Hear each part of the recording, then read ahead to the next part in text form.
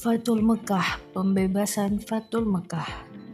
Pada tahun ke-6 Hijriah, Nabi Muhammad bersama seluruh 400 sahabatnya bergerak menuju Mekah dalam rangka menjalankan ibadah umroh. Rombongan besar tersebut membuat 7 ekor unta sebagai hewan kurban. Para sahabat Nabi sangat antusias mengikuti perjalanan ke Mekah, terutama kaum muhajirin yang telah lama meninggalkan kota kelahirannya, namun perjalanan mereka terhenti di wilayah Hudaybiyah, 22 km arah barat kota Mekah. Di Hudaybiyah, beberapa orang Quraisy bertanya tentang keperluan rombongan Nabi datang ke Mekah. Utusan Nabi Muhammad menjelaskan bahwa kedatangan mereka bukan dalam rangka penyerbuan, tetapi untuk menjalankan ibadah umroh, menyembelih kurban, dan setelah itu kembali ke Madinah. Namun orang-orang Quraisy tetap bersikeras menolak kedatangan Nabi Muhammad dan para sahabatnya. Melihat penolakan orang-orang Quraisy, Nabi Muhammad mengutus Utsman bin Affan menemui para pemimpin Mekah dan menjelaskan tujuan sangat mereka. Utsman bin Affan diperlakukan dengan baik oleh para pemimpin Mekah. Bahkan para pemimpin Mekah mengizinkan Utsman untuk melakukan tawaf di Ka'bah. Tapi tanpa Nabi Muhammad dan para sahabatnya, Utsman menolak tawaran tersebut. Para pemimpin Mekah tetap menolak kedatangan Nabi Muhammad dan para sahabatnya. Oleh karena itu, dilakukan perundingan antara kaum muslim dan Quraisy Mekah. Nabi Muhammad memimpin langsung delegasi kaum muslim, sedangkan delegasi kaum Quraisy dipimpin oleh diplomat senior mereka, Suhail bin Amr. Perundingan yang berjalan alot tersebut akhirnya menghasilkan beberapa kesepakatan yang isinya: pertama, gencatan senjata antara kaum muslim dan Makkah selama 10 tahun. Tidak akan ada tindakan buruk maupun permusuhan dari kedua belah pihak. Kedua, jika ada yang datang kepada Muhammad tanpa izin keluarganya, maka dia harus dikembalikan. Dan jika ada mesum yang datang kepada kaum Quraisy, maka tidak akan dikembalikan. Ketiga, bebaskan kepada seluruh silen yang ada di Arab untuk menjalin kerjasama kepada kaum muslim maupun kaum Quraisy. Keempat, pada tahun tersebut rombongan kaum muslim belum diperbolehkan memasuki Mekah. Pada tahun berikutnya kaum muslim baru diizinkan masuk Mekah selama 3 hari dan hanya boleh bersenjatakan pedang tanpa. Di Yunus kelima, perjanjian antara kaum muslim dan Quraisy Mekah didasari ketulusan dan kesediaan untuk melaksanakannya tanpa penipuan dan penyelewangan. Kesepakatannya dikenal sebagai Perjanjian Hudaybiyah. Tersebut dibuat rangkap 2 masing-masing untuk kaum muslim dan kaum Quraisy. Maka isi perjanjian yang dianggap merugikan pihak muslim itu membuat para sahabat keberatan. Namun Nabi Muhammad berhasil meyakinkan para sahabatnya bahwa perjanjian tersebut sebenarnya sangat menguntungkan kaum muslimin.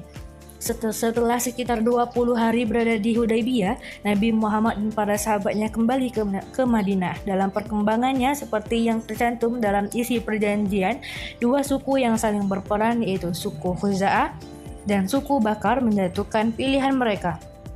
Suku Khuza'ah bergabung ke kaum muslim, sedangkan suku Bakar bergabung ke Quraisy mengikuti isi perjanjian Hudaybiyah. Suku Zad dan suku Bakar juga melakukan pencatatan sejarah. Kalau meskipun sepintas perjanjian Hudaybiyah merugikan kaum muslim, namun secara diplomasi Nabi Muhammad meraih kemenangan politik. Melalui perjanjian tersebut, kaum muslim diakui eksistensinya dan Islam diakui sebagai agama resmi di Jazirah Arab. Selain itu, kaum Quraisy Mekah juga mengakui Madinah sebagai sebuah negara perjanjian.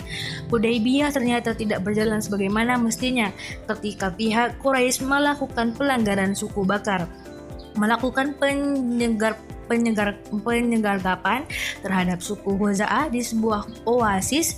Penyergapan tersebut dibantu oleh Quraisy Mekah. Pelanggaran Perjanjian Hudaybiyah membuat Nabi Muhammad dan para sahabatnya mengambil keputusan penting menyerbu Mekah, sedangkan di Mekah para pemimpin Quraisy yang menyadari pihak telah melakukan pelanggaran mengirim Abu Sufyan ke Madinah untuk melakukan diplomasi di Madinah.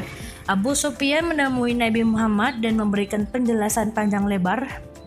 Namun Nabi Muhammad tidak menghiraukan Abu Sufyan.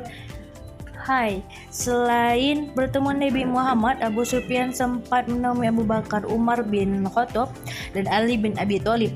Namun tetap saja Abu Sufyan gagal menemukan jalan keluar di daerah Brus Asa. Abu Sufyan pun kembali ke Mekah setelah bertahun-tahun. Jumlah pengikut Nabi Muhammad semakin besar. Kali ini 10.000 pasukan muslim dengan persenjataan lengkap telah bersiap menuju Mekah. Ain Prade Fanjang, seluruh pasukan muslim memulai perjalanannya ke Mekah kali ini. Pasukan muslim agar melaksanakan misi yang sangat menentukan, yaitu Fatu Mekah atau pembebasan kota Mekah dari tangan kaum Quraisy. Para pemimpin Mekah sama sekali tidak menduga kekuatan pasukan Nabi Muhammad. Nabi Muhammad membagi 3 pasukannya melewati jalan yang berbeda sehingga musuh tidak bisa memperkirakan dengan tepat jumlah pasukan muslim. Ketika pasukan muslim memasuki Mekah, kaum Quraisy hanya bisa pasrah karena tidak mungkin melawan kekuatan sebesar itu. Abu Sufyan dan para pemimpin Mekah lainnya menyerah kepada Nabi Muhammad. Setelah menguasai Mekah tanpa pertumpahan darah, Nabi Muhammad mengambil keputusan yang tidak terduga dan tidak sesuai dengan tradisi bangsa Arab. Nabi Muhammad memerintahkan para pemimpin pasukannya mengucapkan Al-Yaum, Yaumul Marhamah, yang artinya adalah hari ini hari kasih sayang Nabi Muhammad, mengampuni semua penduduk Mekah dan melarang pasukan yang melakukan pertumpahan darah. Hari itu, 17 Ramadan tahun ke-8 Hijriah, Mekah berhasil dibebaskan dari kekuasaan kaum Quraisy. Mekah saat itu juga berhala-berhala yang berada di sekitar Ka'bah dihancurkan. Hai pembebasan kota Mekah menjadi tonggak sejarah tidaknya di Zairah, Arab, tetapi juga di seluruh dunia. Nabi Muhammad tampil sebagai pemimpin. Dia memberikan contoh bagaimana sebuah penaklukan pusat kekuasaan musuh tanpa pertumpahan darah sekaligus. Tanpa pembalasan dendam, dalam tradisi Arab biaya yang kalahkan menunggu giliran untuk dieksekusi. Namun Nabi Muhammad menghapus tradisi tersebut. Pihak yang kalah telah diampuni. Setelah Ka'bah dibersihkan dari berbagai jenis berhala, Bilal pun diperintahkan Nabi untuk mengumandangkan azan.